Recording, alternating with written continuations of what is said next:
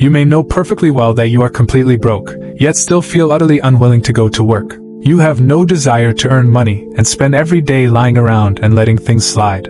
You can clearly sense that you have lost your drive. You do not want to do anything, and nothing seems to get done. The moment you open your eyes each morning, the exhaustion of thinking, "I have to live through the same day again," is already pressing down on you. You lie motionless in bed, repeatedly telling yourself to get up, but your body simply stays there. You see people on social media going to work and living their normal lives, while you can barely even feel anxious anymore. It is as if you are trapped beneath a transparent dome. Everyone and everything outside keeps moving, but you alone are frozen in place. Many people assume this means they have become useless. From a psychological perspective, however, it is often neither laziness nor a lack of ambition. It is closer to a state of complete psychological exhaustion. Before you label yourself lazy, let us examine what may actually be happening. The first commonly overlooked cause is that your brain's motivational system has been forced to shut down. Psychology has a concept called learned helplessness. Put simply, it is not that you have never tried. It is that after trying several times without seeing any reward, your brain learned one lesson: taking action is pointless. When someone spends a long time under intense pressure, repeated criticism, and the expectation of failure, the brain automatically reduces the motivation to act. This is not a conscious choice. It is a protective response made by the nervous system on your behalf. Deep in your subconscious, action no longer represents hope. It represents setbacks, shame, and disappointment. Think carefully about your past. Did every attempt to pull yourself together eventually hit the same wall? Perhaps every resume you sent disappeared without a response. Or perhaps you finally found a job, only to become unable to continue after 2 or 3 months for one reason or another. Every attempt ended in further depletion. Over time, the connection between action and reward in your brain broke down. What looks like giving up is, in fact, your body telling you to stop. The second cause may reach back into your early environment. Perhaps you grew up constantly hearing statements such as, "Our family is poor, do not spend too much, making money is extremely difficult, and do not create more trouble for the family."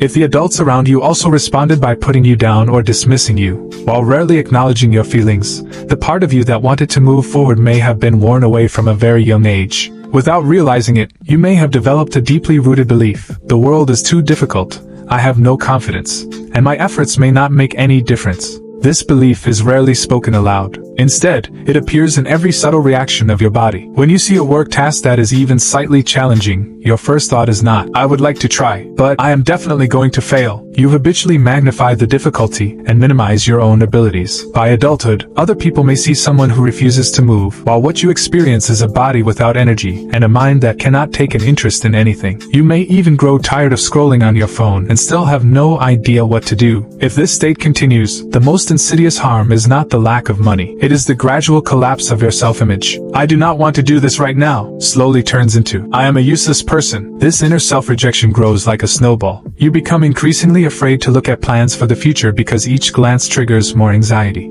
You also avoid meeting new people because every social interaction feels like another performance in which you must pretend to be fine. It is exhausting. Eventually, you isolate yourself and enter a kind of psychological vacuum. This is more dangerous than poverty itself because it cuts off every possible route out.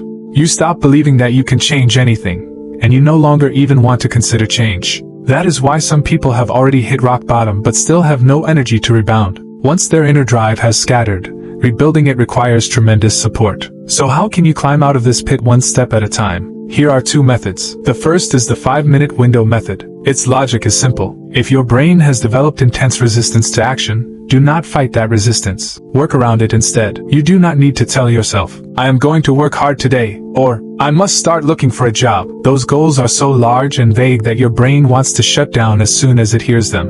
You only need to do one thing. Choose a task so small that failure is virtually impossible, and do it for just 5 minutes. Fold the blanket on your bed. 5 minutes is enough. Tidy one cluttered corner of your desk. 5 minutes should be plenty. Or open your computer, draft just 3 lines of a resume, and close it when you are finished. The key is to stop after those 5 minutes. Do not push for more, and do not keep working simply because you suddenly feel some momentum. Stop and tell yourself, "I completed today's task." The purpose is not to produce a large result. It is to reactivate the faint action to completion pathway in your brain. Do just one 5-minute action each day for a week. You may notice a subtle change. Your fear of taking action begins to ease, even if only slightly. That small reduction is the first crack in the deadlock. The second method is observer perspective training. Its purpose is to help you shift from self-judgment to self-observation.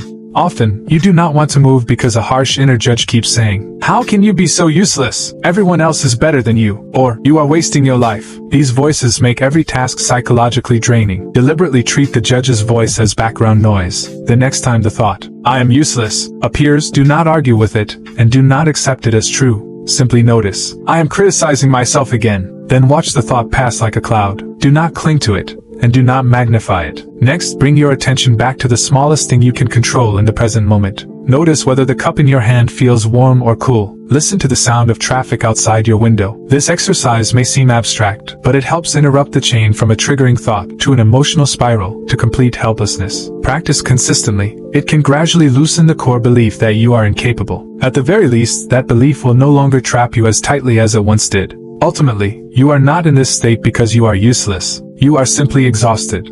So exhausted that you need to pause and reconsider your relationship with yourself and the world. You do not have to transform your life immediately. You only need to move one small step. Today's 5 minutes are not meant to change your destiny. They are meant to let you experience one simple truth again. You can still move. One final question.